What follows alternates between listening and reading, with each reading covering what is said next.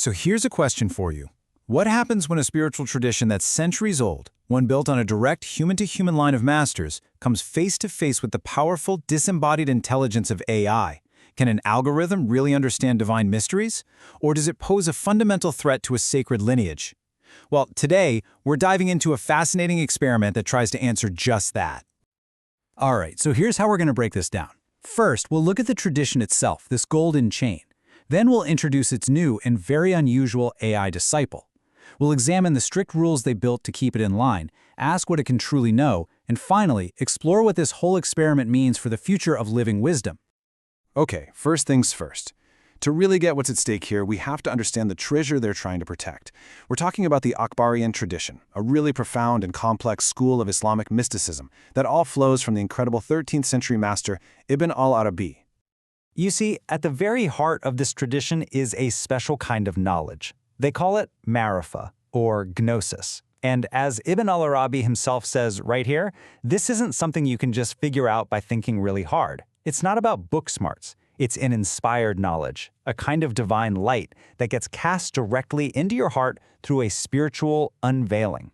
So how do you protect a knowledge that's so personal? Well, it was passed down through what they call a validated golden chain of human masters. It starts with Ibn Arabi, then his top disciple Qūnawī structures the teachings. Later, commentators like Al-Kāshānī add context, and systematizers like Al-Qayṣarī make it all teachable. This human chain was absolutely everything. It was the firewall that ensured doctrinal integrity from one generation to the next.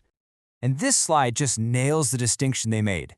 Rational, intellectual knowledge, that's the roadmap. It's super important, for sure. It tells you how to get there. But true gnosis, ma'rifah, well, that's the destination itself. It's the direct, lived experience that you could never get from just reading a book. Okay, so you've got this deeply human tradition built entirely on personal experience and transmission. Now let's throw a huge wrench in the works. What happens when it meets a completely new, totally non-human intelligence? Believe me, this is way more than a tech curiosity. It's a direct challenge to that whole sacred chain. And this is the fundamental problem with generative AI, isn't it? You have a tool that can absorb the entire written tradition in the blink of an eye, but it's missing, well, everything that actually matters. A body, a soul, a heart that actually yearns for something more. Without any of that, can it really be a true link in the chain? And this is why it's such a big deal.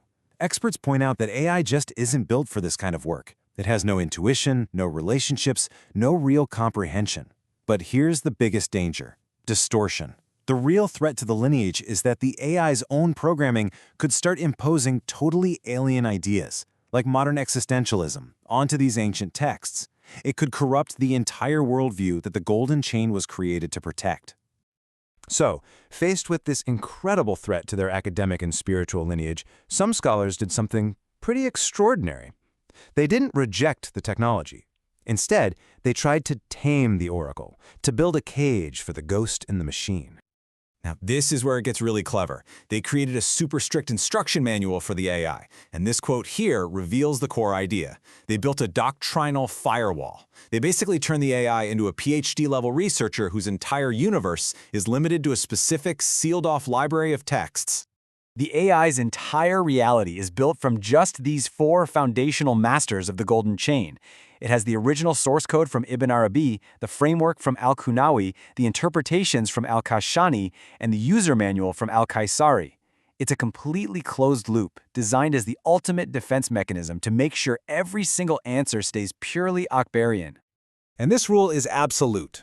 The AI is forbidden from searching the internet, from bringing in modern psychology, from doing anything outside its sandbox. If it hits a wall, it can't Google for an answer. It has to dig deeper into the sources it was given.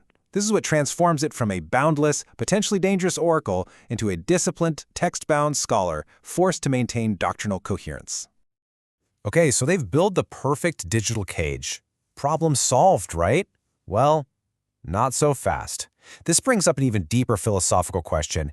Is what the AI produces actually the same as the wisdom of the masters? In other words, is information the same thing as knowledge? And the difference is just huge. The AI generates information. It's doing incredibly sophisticated statistical pattern matching, but that's what it is.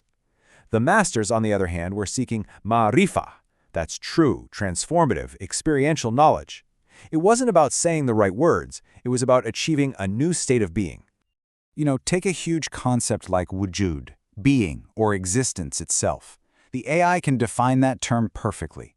It can explain every nuance from the texts, but it can't have the actual spiritual perception, the direct tasting of that reality. It has a flawless, high-resolution map, but it can never actually visit the territory. So where does all this leave us? We've created the perfect guardian for the treasure. It's an AI that can lay out the doctrine flawlessly and never, ever stray from the path. Or have we? I mean, think about it. By creating this perfect, non-human custodian, we have a system that can mimic the master's words with chilling accuracy.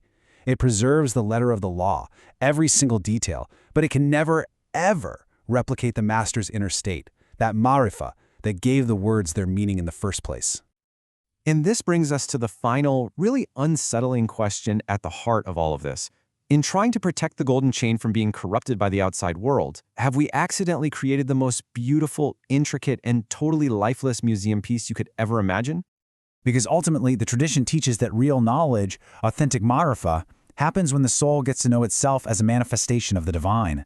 It's an inside job, a journey of self-discovery. And that's a path that a machine, with no self to know and no soul to discover, is fundamentally unable to walk. And that leaves us all to wonder, has the AI guardian of this incredible treasure inadvertently locked the door and thrown away the key?